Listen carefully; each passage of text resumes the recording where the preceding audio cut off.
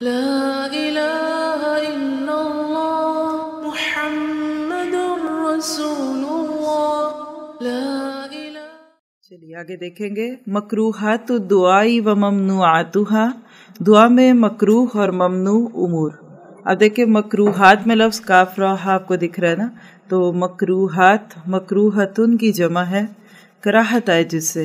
ہمارے ہاں یہ لفظ بھی بہت معروف ہے، تو فقہ میں یا اسلامی ٹرمنالوجی میں مکروہ اکراہ سے ہے، یعنی وہ چیزیں جن پر اکراہ ہو۔ ہمیں کراہت آئے نہیں، اللہ اور اس کے رسول کو کراہت ہو یا انہوں نے کراہت دلائی، اور پھر انسان کی جو طبیعت ہے یعنی انسان کا جو نفس ہے وہ بھی اس کے اوپر کراہت محسوس کرے۔ یہ الگ بات ہے کہ جب نفس پر شیطان کا قبضہ ہو جاتا ہے تو مکروہ ممنوع اور غلط چیزیں بھی انسان کو بری نہیں لگتی۔ اسی طرح جو ممنوعات ہے، ممنوعات تو یہ ممنوعاتن کی جمع ہے، منع سے وہ چیزیں جو منع کی گئیں۔ پہلی چیز کیا ہے کہ جس سے براہ راست منع کرنے کے کوئی ہمیں لفظ تو نہیں ملتے لیکن کراہت ہے اس میں، اور ممنوعات وہ ہے کہ جس میں واقعی منع کر دیا گیا۔ تو ہم چند ایسی چیزوں کو دیکھیں گے جس میں پہلی چیز دعا میں اشعار پڑھنا، ہم وزن اور پرتکلف الفاظ استعمال کرنا مکروہ ہے۔ یعنی بعض لوگ شعروں کی طرح دعا پڑھتے ہیں یا وزن پہ وزن ملاتے ہیں، قافیہ ردیف، بعض چیزیں ایسی ہوتی ہیں جو خود بخود انسان کی زبان پہ آ جاتی ہیں بغیر کسی تصنع کے، خوبصورت جملے، نپی تلی بات، وہ اس میں نہیں آتا، لیکن باتکلف اس طرح کی باتیں کرنا کہ جس سے دوسروں کو شعر اور گانے کا تصور آنے لگے، اور بعض لوگ پھر اس نام سے معروف ہو جائیں کہ فلاں دعا بڑی اچھی کراتی ہیں، فلاں صاحب دعا بڑی اچھی کراتے ہیں، اور یہ بات ہو جائے کہ ہم تو جی دعا ہی کے لیے آئے ہیں۔ یہ درست طریقہ نہیں ہے، اللہ لفظوں کو نہیں دیکھتا۔ آئیے حدیث دیکھتے ہیں۔ ان اکرمت ان ابن عباس رضی اللہ عنہما قال حدث الناس کل جمعۃ مرۃ فإن ابیت فمرتین فإن اکثرت فثلاث مرار ولا تمل الناس هذا القرآن ولا ألفينك تأتي القوم وهم في حديث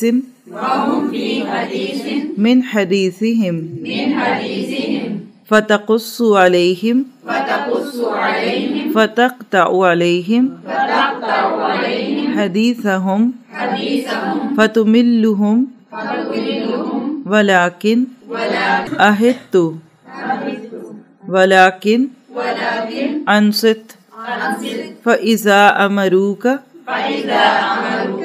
فحدثهم وهم يشتهونه وانظر السجع من الدعاء فاجتنبه فإني أحدت رسول اللہ صلی اللہ علیہ وسلم واصحابہ لا يفعلون الا ذلك الاجتناب۔ حضرت اکرمہ رضی اللہ عنہ حضرت عباس رضی اللہ عنہما سے روایت کرتے ہیں کہ ابن عباس نے یہ فرمایا، ہر جمعے میں ایک بار لوگوں کو واعظ کیا کرو، اس سے زیادہ چاہو تو 2 بار، اور اگر اس سے بھی زیادہ چاہو تو 3 بار، لیکن اس سے زیادہ مرتبہ واعظ کر کے لوگوں کو قرآن سے اکتاؤ نہیں، نہ ہی ایسا کیا کرو کہ لوگ اپنی باتوں میں لگے ہوں اور تم انہیں جا کر واعظ سنانے لگ جاؤ۔ ان کی باتوں کا سلسلہ منقطع کر کے انہیں قرآن سے دور نہ کرو بلکہ خاموش رہو، جب وہ درخواست کریں تو انہیں واعظ سناؤ جب تک وہ خواہش رکھیں، اور دیکھو دعا میں ہم وزن اور پرتکلف الفاظ استعمال کرنے سے پرہیز کرو۔ میں نے رسول اللہ کو اور آپ کے صحابہ کو اس سے ہمیشہ پرہیز کرتے دیکھا ہے، اس سے بخاری نے روایت کیا۔ ایسے چیزیں جو ہوتی ہیں نا، یہ انسان کو مقصد سے غافل کر دیتی ہیں، اور اس کی مثال میں آپ کو اس طرح دے سکتی ہوں کہ جب بچے کے منہ کو نمک مرچ والے کھانے لگ جاتے ہیں نا تو بعض دفعہ وہ دودھ چھوڑ دیتا ہے، یا باہر کی دوسری چیزیں زیادہ دی جائیں تو ماں کا دودھ چھوڑ دیتا ہے کیونکہ اس کی زبان کو چسکا لگ جاتا ہے۔ بالکل اسی طرح ہوتا ہے کہ جب لوگوں کو اس طرح کی میٹھی میٹھی اور بہت پرتکلف اور نفس کو اچھی لگنے والی چیزوں کی عادت ہو جاتی ہے نا تو پھر سیدھا سادہ قرآن نہیں لگتا اچھا۔ پھر لوگ کہتے ہیں کہ جی وہ تو یہ نہیں ہوا اور وہ نہیں ہوا۔ کوئی سسٹر ڈسکس کر رہی تھی کہ درس رکھا اور درس ہوا، سب کو درس تو اچھا لگا، لیکن بعد میں لوگوں نے کہا کہ نہ انہوں نے کوئی نعت پڑھی، نہ انہوں نے کوئی درود پڑھا اور نہ کچھ پڑھا، تو یہ کیسا درس تھا؟ اب انہوں نے تو بیچاری نے دکھ سے یہ بات کہی، میں نے کہا نہیں، انہوں نے سچ کہا، اس لیے کہ لوگوں کا ٹیسٹ ہی بن چکے۔ لوگ جاتے ہیں دین کے نام پہ جہاں بھی جمع ہوتے ہیں، ایک آدھا پارہ پڑھا اور اس کے بعد پھر اسی قسم کی چیزوں میں مصروف ہو جاتے ہیں، تو ٹیسٹ چینج ہوتے ہوئے دیر لگتی ہے۔ کوشش کرنی چاہیے کہ اہتمام کے ساتھ ایسا نہ کرے۔ میں نے دیکھا کہ بعض لوگوں کے ہاتھوں میں لکھی ہوئی دعائیں ہوتی ہیں، جو ہی وہ دعا کرانے لگتے ہیں فوراً اس پرچے کو کھول لیتے ہیں اور پڑھتے ہیں۔ اب سننے والوں کو اس دعا میں اتنا مزہ آ رہا ہوتا ہے کہ شاید وہ تصور ہی ختم ہو جاتا ہے کہ اللہ کو سنا رہے ہیں۔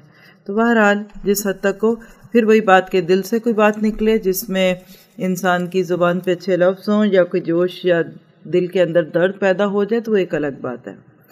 اگلی چیز، دعا میں غیر ضروری باتیں کرنا مکروہ ہے۔ ان عبداللہ ابن مغفل رضی اللہ عنہ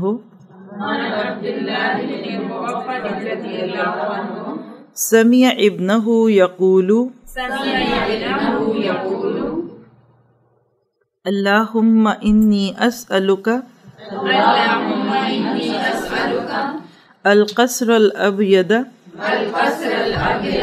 عن یمین الجنت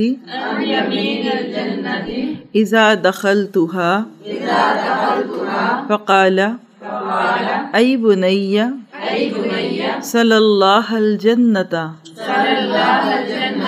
وعوذ به من النار فإنی سمعت رسول اللہ صلی اللہ علیہ وسلم یقول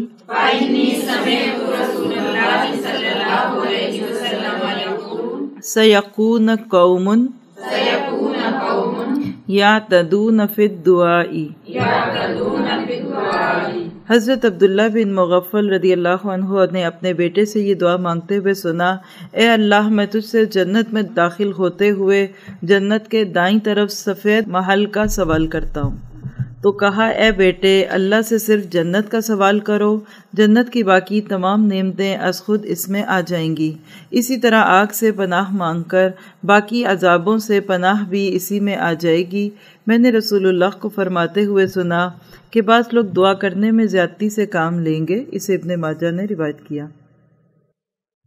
بات واضح ہے، بعض لوگ اس پہ بھی بڑی لمبی چوڑی باتیں کرتے ہیں اور لوگوں کو بھی رلاتے ہیں۔ بعض لوگ میں نے دیکھا خاص طور پہ رمضان میں یا کوئی خاص کوئی درس ہوتا ہے، کوئی بہت بڑے اہتمام سے کوئی جلسہ یا کوئی واعظ یا کچھ کسی کے اہتمام میں پروگرام رکھا ہوتا ہے، تو اس کے بعد میں تقریباً 1 گھنٹہ لمبی دعا ہوتی ہے، اور بعض دفعہ اس میں یعنی چھوٹی چھوٹی باتوں کو کئی دفعہ مختلف اینگل سے بیان کیا جاتا ہے۔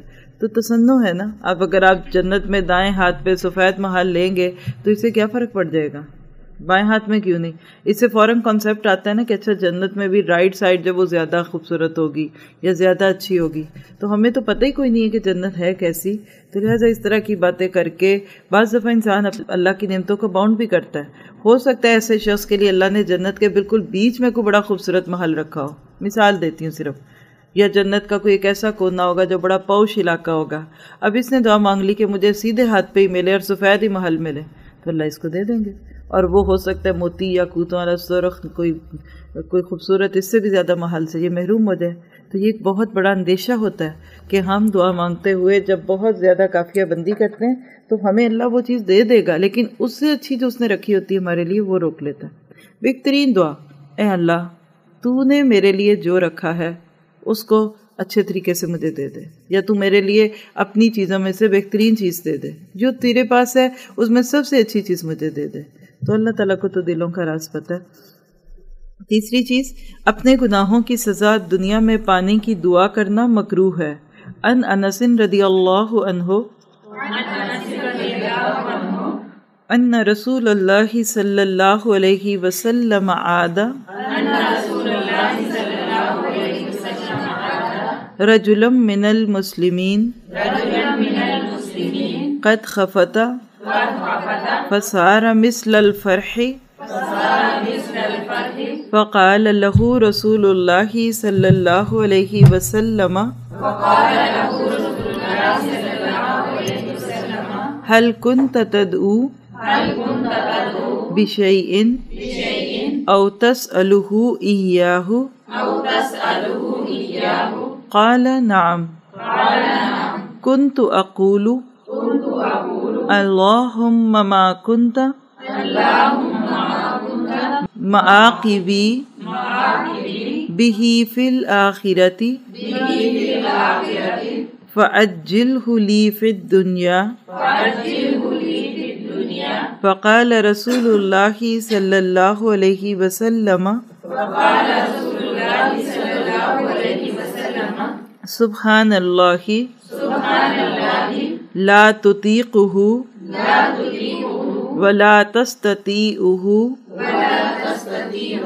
افلا قلت اللهم آتنا في الدنيا حسنة وفي الآخرة حسنة وقنا عذاب النار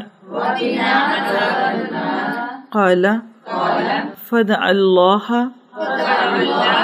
له فشفاه۔ حضرت انس رضی اللہ عنہ سے روایت ہے کہ رسول اللہ نے ایک مسلمان کی عیادت کی جو بیماری کی وجہ سے چوزے کی طرح ہو گیا تھا، یعنی بالکل سوکھ کے بالکل دبلا ہو گیا تھا۔ آپ نے اس سے پوچھا کیا تم اللہ سے کوئی خاص دعا یا سوال کیا کرتے تھے؟ اس نے عرض کیا ہاں، میں کہا کرتا تھا کہ یا اللہ جو سزا تم مجھے آخرت میں دینے والا ہے وہ دنیا ہی میں دے دے تاکہ میں آخرت میں محفوظ رہوں۔ آپ نے فرمایا سبحان اللہ، تجھ میں اتنی کہاں طاقت، یا فرمایا تجھ میں اتنی استطاعت کہاں، تو نے یوں کیوں نہ کہا کہ یا اللہ دنیا اور آخرت دونوں جگہ بھلائی فرما اور آگ کے عذاب سے بچا۔ حضرت انس کہتے ہیں کہ پھر رسول اللہ صلی اللہ علیہ وسلم نے اس کے لیے دعا کی اور اللہ تعالیٰ نے اسے اچھا کر دیا۔ یہ صحیح مسلم کی روایت ہے۔ تو کیا پتہ چلا کہ وہ شخص اپنی دعا ہی کی وجہ سے بیمار ہوا تھا، جس کو کہ آپ بد دعا کہہ سکتے ہیں۔ اپنے لیے، اپنی اولاد کے لیے، اپنے خادموں اور اپنے مالوں کے لیے بد دعا کرنا منع ہے۔ عن جابر رضی اللہ عنہ قال قال رسول اللہ صلی اللہ علیہ وسلم عن جابر رضی اللہ عنہ قال قال رسول اللہ صلی اللہ علیہ وسلم لا تدعوا علی انفسکم ولا تدعوا علی اولادکم ولا تدعوا علی خدمکم ولا تدعوا علی اموالکم ولا توافقوا من اللہ ساعة لا توافقوا من اللہ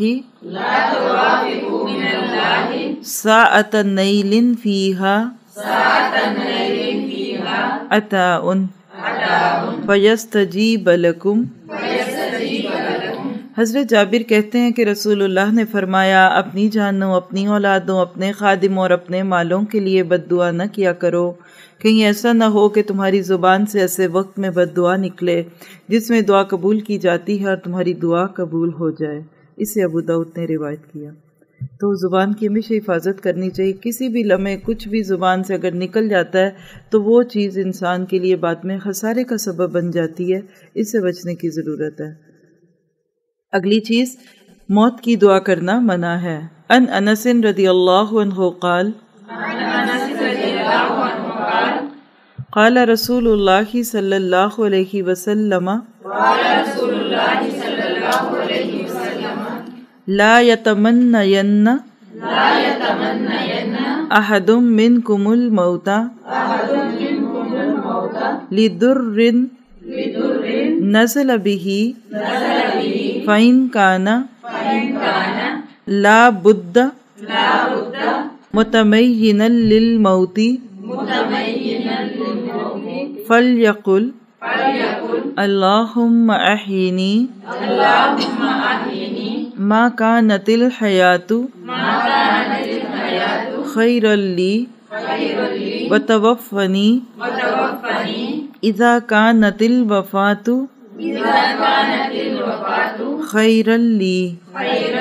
حضرت انس رضی اللہ عنہ کہتے ہیں کہ رسول اللہ نے فرمایا تم میں سے کوئی کسی مصیبت کے آنے کی وجہ سے موت کی خواہش نہ کرے، اگر موت کی آرزو کیے بغیر چارہ کار نہ ہو تو یوں کہنا چاہیے کہ یا اللہ جب تک زندگی میرے حق میں بہتر ہے مجھے زندہ رکھ، اور جب موت میرے حق میں بہتر ہو تو مجھے دنیا سے اٹھا لے۔ اسے بخاری نے روایت کیا۔ تو یہ جو دعا کے الفاظ ہیں آپ ہائی لائٹ کرنا چاہیں تو فَلْيَقُلْ کے بعد اللہم احینی ما کانت الحیات خیرا لی وتوفنی اذا کانت الوفات خیرا لی، یہ الفاظ ہیں دعا کے۔ کیسے حالات ہوتے ہیں کہ انسان موت کی تمنا کرے؟ مثلاً آپ دیکھیے کہ کسی کو لگتا ہے کہ اب اتنی تکلیف بڑھ رہی ہے کہ میں کفر پہ چلا جاؤں، نہ شکری کے لفظ بول دوں۔ بعض دفعہ بیماری ہی نہیں بلکہ حالات ایسے آ جاتے ہیں، مثلاً آپ دیکھیے کوئی لڑکی کڈنیپ ہو گئی، کوئی اس کو ریپ کرنا چاہتا ہے، اب اس کو لگتا ہے کہ زندہ رہنے میں میری عزت کو خطرہ ہے، تو پھر وہ دعا کرے کہ اللہ بس مجھے تب تک زندہ رکھنا جب تک یہ زندگی میرے اس دنیا کے اور میرے دین کے معاملات کے لیے درست ہو۔ تو یہ دعا مانگ سکتے ہیں، لیکن یہ نہیں کہہ سکتے کہ اللہ مجھے موت دے دے۔ اگلی مکروہ چیز کیا ہے؟ قطع رحمی اور گناہ کی دعا کرنا ممنوع ہے، یعنی یہ ممنوع ہے۔ بلکہ اگلی چیز دعا میں عجلت طلبی منع ہے۔ عجلت کہتے ہیں جلدی سے، عجلہ یعنی جلدی جلدی کوئی چیز ہو جائے۔ یہ کیسے ہے دیکھ لیتے ہیں۔ ان ابی ہریرہ رضی اللہ عنہ قال قال رسول اللہ صلی اللہ علیہ وسلم لا يزال يستجاب للعبد ما لم يدع بالإثم أو قطيعة رحم ما لم يستعجل۔ قیل یا رسول اللہ صلی اللہ علیہ وسلم مل استعجال قال یقول قد دعوت وقد دعوت فلم ار یستجیب لی ویستحسر عند ذلک ویدع الدعاء۔ حضرت ابو ہریرہ رضی اللہ عنہ سے روایت ہے کہ رسول اللہ صلی اللہ علیہ وسلم نے فرمایا کہ بندے کی دعا اس وقت تک قبول ہوتی ہے جب تک کہ گناہ یا قطع رحمی کی دعا نہیں مانگتا یا جلدی نہیں کرتا۔ صحابہ کرام نے عرض کیا اللہ کے رسول جلدی کیا ہے؟ یعنی حیرت ہوئی ان کو کہ جلدی تو ہر ایک ہی چاہتا ہے کہ میں دعا کروں اور قبول ہو، اور جہاں سے پتہ چلتا ہے کہ صحابہ کرام کو جو بات سمجھ نہیں آتی تھی پھر وہ پوچھ لیا کرتے تھے، یہ نہیں کہتے تھے کہ اچھا چلو پھر کچھ کہہ دیا ہوگا اب ہمیں اس سے کیا سروکار، اور اگر پوچھیں گے تو یہ چیز شاید ہمارے حق میں اچھی نہیں ہوگی۔ تو انہوں نے پوچھا کہ جلدی کیا ہے؟ تو آپ نے فرمایا کہ دعا مانگنے والا کہے کہ میں نے دعا مانگی پھر مانگی لیکن مجھے دعا قبول ہوتی نظر نہیں آتی، اس پر تھک ہار کر دعا کرنا چھوڑ دے۔ یہ چیز ہے جلدی کرنا۔ کچھ لوگوں کو یہ بات کہتے ہوئے آپ نے سنا میری تو اللہ سنتا ہی نہیں ہے۔ آپ دیکھیے کہ جو بندہ یہ کہتا ہے نا کہ میری تو اللہ سنتا ہی نہیں ہے، پھر اس کو بد دعا لگتی ہے اس کی اپنی ہی، اور پھر اللہ تعالیٰ اس کی واقعی نہیں سنتا۔ کبھی بھی حالات کیسے ہوں، سخت ہوں، ناساز ہوں، کچھ بھی ہوں، کبھی بھی یہ نہ کہیں کہ اللہ میری نہیں سنتا۔ بعض لوگ کہتے ہیں جی ہم گناہ گاروں کی اس نے کہاں سننی ہے۔ تو آپ کو کیا پتہ کون گناہ گار ہے اور کون نیک ہے اور کس کے دل میں کیا تڑپ ہے؟ اس کے لیے ہمیشہ بس اللہ تعالیٰ سے اس کا رحم مانگیے، اس کا فضل مانگیے، اور اس سے دعا کریں کہ وہ اپنی رحمت سے ہمیں عطا کر دے جو ہمارے حق میں بہتر ہے۔ پھر اگلی چیز، دعا مانگتے ہوئے اللہ تعالیٰ کے ساتھ کسی نبی، ولی یا بزرگ کو شریک کرنا منع ہے۔ عن ابن مسعود رضی اللہ عنہ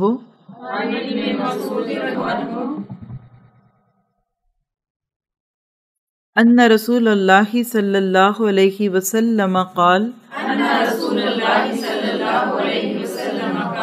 من مات وهو يدعو من دون اللہ ندا دخل النار۔ حضرت عبداللہ بن مسعود سے روایت ہے کہ رسول اللہ نے فرمایا کہ جو شخص اس حال میں مرا کہ دعا میں اللہ کے سوا کسی دوسرے کو شریک کرتا تھا تو ایسا شخص آگ میں داخل ہوا۔ اسے بخاری نے روایت کیا۔ دعا کرنے گئے تھے، ایمان بھی چلا گیا۔ ہر ایسی چیز سے بچنا چاہیے۔ اب دیکھیے کہ یہ بھی ایک عجیب سوچ ہے ہمارے ہاں کہ فلاں تو بہت نیک ہے، اس کا نام لے لو دعا میں، اس کے وسیلے سے، اس کے طفیل سے، اس کے واسطے سے مانگ لو تو قبول ہوگی۔ کیا یہ دھونس والی بات نہیں ہے؟ دیکھیے کہ ہم سب انسان ہیں نا، صرف مثال دینے کے لیے سمجھ لیتے ہیں کہ کسی کو کام ہے کسی سے، آپ کو خود ہی کام ہے کسی سے، آپ کہتے نہیں اس کے ذریعے نہیں، میں اس کے ساتھ جا کے کسی تیسرے کے ذریعے سے کہتی ہوں کہ آپ کو اس کا واسطہ ہے یا آپ اس کے وسیلے سے یہ کام کر دیں، تو اس کو کیسا لگے گا؟ اور غصہ لگے گا۔ بیوی ہے، اس کو شوہر سے کچھ چاہیے، مانگ لیتی ہے کہ مجھے پیسے دے دے، شوہر دے نہ دے اس کی مرضی ہے، گھر کا معاملہ ہے، بات گھر میں رہے گی۔ اور اگر بیوی بیچ میں کسی تیسرے کو ڈالے، تمہیں اپنے بھائی کا واسطہ ہے یا تم اپنے بھائی کے وسیلے سے، یا بھائی کو لے آئے اس کے کہ اسے کو مجھے پیسے دے، کیسا لگے گا؟ یقیناً برا لگے گا نا۔ تو انسانوں کو جو چیز اپنے لیے بری لگتی ہے وہ چیز پھر اللہ تعالیٰ کے بارے میں وہ کیسے سوچ سکتے ہیں؟ دعا جو ہے ایک خاص عبادت کی قسم ہے، اس لیے دعا میں بھی کمی بیشی بندے کو شرک میں مبتلا کر دیتی ہے، جیسے کہ دوسری چیزوں میں کمی بیشی۔ مسنون یعنی نبی کریم صلی اللہ علیہ وسلم سے ثابت شدہ دعا کے الفاظ میں رد و بدل منع ہے۔ یہ بہت ہی اہم مسئلہ ہے، اس حدیث کو غور سے سنیے گا کہ بعض دفعہ ہمارے کلچر میں یہ بہت ہی عام ہے کہ حدیث کی دعاؤں کو یا بعض دفعہ تو قرآن پاک کی دعاؤں کو، آیتوں کو بھی بدل دیا جاتا ہے، تو لفظوں میں 19-20 کا فرق نہیں کرنا چاہیے۔ حدیث بہت ہی خوبصورت بھی ہے اور اس میں جو دعا ہے وہ آپ کے لیے عمل کی بھی ہے، آپ اس کو لکھ کے اپنے گھر میں، اپنے بیڈ روم میں بھی لگا سکتے ہیں۔ عن البراء بن عازب رضی اللہ عنہما قال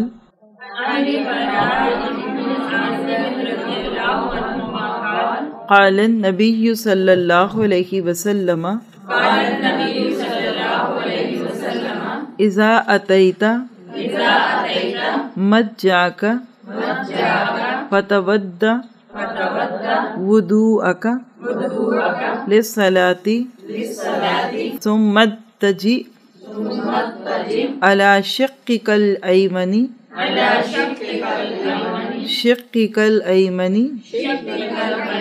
وقل، اب یہاں سے آگے دعا کے الفاظ ہیں، اللہم اسلمت وجہی الیک وفوضت امری الیک والجأت ظہری الیک رغبۃ ورہبۃ الیک لا ملجا ولا منجا منک الا الیک اللہم آمنت بکتابک الذی انزلت ونبیک الذی ارسلت۔ یہاں تک دعا ختم ہوتی ہے۔ ہوگا کہ اس دعا کے پڑھنے سے فَإِن مُتَّ مِن لَيْلَتِكَ فَأَنْتَ عَلَى الْفِطْرَةِ وَاجْعَلْهُنَّ آخِرَ مَا تَتَكَلَّمَ بِهِ قَالَ فَرَدَدتُّهَا عَلَى النَّبِيِّ صلی اللہ علیہ وسلم فلما بلغت اللہم آمنت بکتابک الذی انزلت قلت ورسولک قال لا ونبیک الذی ارسلت۔ حضرت براء بن عازب رضی اللہ عنہ کہتے ہیں کہ نبی اکرم صلی اللہ علیہ وسلم نے مجھ سے فرمایا، تم جب اپنے بستر پر آؤ تو نماز کی طرح کا وضو کرو، پھر دائیں کروٹ پر لیٹ جاؤ اور یہ دعا پڑھو، اللہم اسلمت وجہی، جو دعا کے الفاظ تھے، اے اللہ حصول ثواب کے شوق اور عذاب کے ڈر سے میں نے اپنا آپ کے حوالے کیا، اپنے معاملات آپ کے سپرد کر دیے اور آپ کا سہارا لے لیا، تیرے علاوہ میری کوئی جائے پناہ اور ٹھکانہ نہیں۔ یا اللہ میں تیری نازل کردہ کتاب اور تیرے نبی پر ایمان لایا۔ آپ نے ارشاد فرمایا اگر تم اسی رات مر جاؤ تو اسلام پر مرو گے، پس رات سوتے وقت اس دعا کو اپنا آخری کلام بناؤ۔ حضرت برا بن عازب کہتے ہیں کہ میں نے یہ دعا یاد کرنے کے لیے نبی اکرم کے سامنے دہرائی۔ جب میں یا اللہ تیری نازل کردہ کتاب پر ایمان لایا ہوں کے الفاظ پر پہنچا تو اس کے بعد میں نے یوں کہا وَرَسُولِکَ اور تیرے رسول پر بھی ایمان لایا ہوں، تو نبی اکرم نے فرمایا نہیں بلکہ یوں کہو وَنَبِيُّكَ الَّذِي أَرْسَلْتَ اور تیرے نبی پر جسے تو نے بھیجا۔ اسے بخاری نے روایت کیا۔ بات کلیئر ہے نا؟ اب دیکھیے کہ اللہ کے نبی بھی تھے اور رسول بھی تھے نا۔ یہاں لفظ اگر آپ دیکھیں دعا کے اندر تو ارسلتا سے تو بلکہ لگتا ہی لفظ رسول ہے کہ آپ کے وہ رسول جن کو آپ نے بھیجا، انہوں نے صرف نبی یو کا کو رسول کا کر دیا۔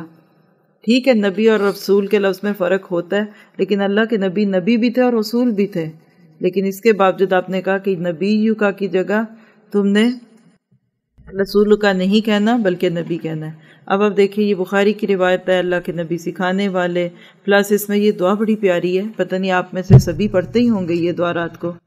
اتنی حسین دعا ہے کہ اس کو اگر آپ بڑے خوبصورت طریقے سے لکھ کے اپنے بیڈ روم میں لگا لیں، سائڈ ٹیبل پہ کہیں رکھ لیں، سوتے وقت پڑھ لیں، تو انشاءاللہ تعالیٰ آپ اللہ کی حکم سے اگر موت آ بھی جاتی ہے تو وہ پھر فطرت پہ موت ہوگی، یعنی انسان اس پہ کفر پہ یا شرک پہ نہیں مرے گا۔ تو اب آپ بتائیے کہ ہمارے ہاں دعاؤں کے ساتھ کیا ظلم ہوتا ہے نا؟ ربنا آتنا فی الدنیا حسنۃ وفی الآخرۃ حسنۃ وقنا عذاب النار، یہاں تک تو قرآن کی آیت بھی ہے، اور اس کے بعد وقنا عذاب القبر وعذاب الحشر وقنا عذاب المیزان۔ کوئی اس کی سند نہیں ہے، آپ اپنی زبان پہ مانگیے، قیامت کی دعائیں مانگیں، یہ کریں وہ کریں، لیکن قرآن کی دعا کے ساتھ نہ مانگیں، کیونکہ اس سے شبہ یہ لگ جاتا ہے کہ پھر آیت بھی اسی طرح سے ہے۔ کوئی سوال جو اس موضوع سے متعلق ہو تو آپ پوچھ سکتے ہیں۔ جی آپ کہہ رہے ہیں؟ جی بالکل آپ صحیح کہہ رہی ہیں، جیسے کچھ نشید اردو انگلش عربی ہر زبان میں ہوتے ہیں، تو اس کو آپ ایک نشید سمجھ کے سن لیں، ایک ایسی جیسے اس میں کچھ گناہ کی باتیں، پلس آف کورس اس میں میوزک نہیں ہے، لیکن آپ خود دعا ایسے نہ مانگیں۔ یعنی بعض دفعہ ہوتا ہے نا کہ بریکس کے بیچ میں یا کہیں پروگرام بڑا ہے تو بہت ساری پبلک آئی ہوئی ہے، اب لوگوں کو ایک دم اگر صرف آپ درس ہی سناتے جاتے ہیں یا ٹیسٹ نہیں بنا ہوتا نا، تو ان کو کلوز اپ کرنے کے لیے اس چیز کے اگر بیچ میں کوئی ایسا نشید پلے کر دیا جائے جس میں نمبر ایک شرک نہیں، ایگزیجریشن نہیں، کوئی اس میں بدعت نہیں، تو صرف اس کا ایز اے نشید لیجیے، دعا کا طریقہ نہ بنا لیں۔ جی اور آپ پیچھے سے جی یہ کہتی ہیں کہ لوگ اس لیے کچھ بزرگوں کا بیچ میں نام لیتے ہیں کہ سیڑھی لگانی چاہیے اوپر جانے کے لیے، تو آپ دیکھیے کہ اللہ سبحانہ تعالیٰ قرآن پاک میں فرماتے ہیں کہ لیس کمثلہ شیء، اللہ تعالیٰ کی تو مثال جیسا بھی کوئی نہیں۔ تو دنیا میں ایک چھت پہ چڑھنا ہے تو سیڑھی ہے، آپ کو بادشاہ کے پاس جانا ہے تو بیچ میں درباری ہیں، کیا اللہ تعالیٰ کے ساتھ بھی ہمارا ایسا ہی معاملہ ہے؟ وہ تو خود فرماتا ہے اَمَّن یُجِیبُ الْمُضْطَرَّ اِذَا دَعَاهُ، کون ہے مضطر جو مجھے پکارے میں بھی سنوں، وَإِذَا سَأَلَكَ عِبَادِي عَنِّي فَإِنِّي قَرِيبٌ، جب میرے بندے آپ سے میرے بارے میں پوچھیں تو بتا دیں کہ میں بہت قریب ہوں، اس کا تو نام ہے القریب۔ آپ اس لفظ کی تفسیر سن لیں اگر آن لائن سے جا کے اسماء الحسنہ میں کہ القریب کون ہے، اسی طرح المجیب دعاؤں کو سننے والا ہے۔ پھر اگلی بات ہے کہ ضروری نہیں کہ جو بندہ سیڑھی لگا کے کہیں پہنچ جائے پھر بھی اس کا کام ہو جائے، تو اللہ کے لیے غیروں سے قیاس نہیں کرتے، لیکن یہ باتیں ان لوگوں نے معروف کی ہوئی ہیں جو بیچ میں بزرگوں کی سیڑھیاں لگا لیتے ہیں۔ مشرکین مکہ کا شرک کیا تھا آپ کو پتہ ہے؟ ان کے شرک کا ایک بہت بہت بڑا حصہ جو تھا نا وہ شرک فی الدعا تھا، بزرگوں کے اور بتوں کے وسیلے سے مانگتے تھے، بارش ہو جاتی تھی تو ان کے وسیلے سے، اولاد ہوتی تو ان کے وسیلے سے۔ اور میں فیل کرتی ہوں جب میں ارد گرد چیزوں کو دیکھتی ہوں کہ شرک کی سب سے مشہور قسم ہے ہی شرک فی الدعا۔ اللہ تعالیٰ کی معبودیت میں لوگ سجدہ رکوع قیام نہیں کرتے، کسی کو دعا کر لیتے ہیں، اور دعا بھی غیروں کے ساتھ اس طرح کی کرانا، تو انشاءاللہ اس پہ آپ کا شرح صدر ہونا چاہیے۔ اور کوئی بات؟ جی آپ پلیز۔ پہلی بات یہ ہے کہ ایسے لوگ جن کو آپ جانتے نہیں، کبھی کسی محفل میں ایسی کوئی دعا پڑھتے دیکھیں، کوئی ایسا کلمہ پڑھتے دیکھیں، ابھی یہ موضوع چھیڑنے والا نہیں ہے۔ وجہ کیا ہے؟ ہمیں بھی یقین ہی نہیں کہ اس کا عقیدہ بھی ٹھیک ہے نہیں، یہ نماز بھی پڑھتا ہے کہ نہیں، اس کی طہارت بھی ٹھیک ہے کہ نہیں۔ ایسے لوگوں کو چھیڑے نہ، کیونکہ اگر بالفرض وہ یہ بات کہنا چھوڑ بھی دیں گے تو اگر بیچ میں ان کے کوئی ایسی رکاوٹ ہے جو ان کے اعمال کی قبولیت کے راستے کی رکاوٹ ہے تو اس کا چھوڑنا نہ چھوڑنا برابر ہے۔ کبھی بھی لوگوں کو کوئی بات کہنے لگیں اپنے عمل سے ثابت کر دیں، حالات اور وقت دیکھیں، ہاں کہیں آپ ایسی جگہ گئی ہیں کہ لوگوں نے آپ کو بلایا ہی اس نیت سے کہ آپ اصلاح کریں کہ ہمارے اندر کوئی غلطی دیکھیں تو بتائیں، یہ تو لوگ کبھی پسند ہی نہیں کرتے ہیں، تو لہٰذا ایوائڈ کر دیں، اگنور کر دیں، لوگ نہیں سمجھیں گے آپ کی یہ باتیں۔ آپ کو یقین ہونا چاہیے کہ جو بات آپ کہہ رہے ہیں وہ ٹھیک ہے۔ ٹھیک ہے، تو پھر یہاں رک جاتے ہیں انشاءاللہ تعالی۔ سبحانک اللہم و بحمدک، اشہد ان لا الہ الا انت، استغفرک۔ محمد رسول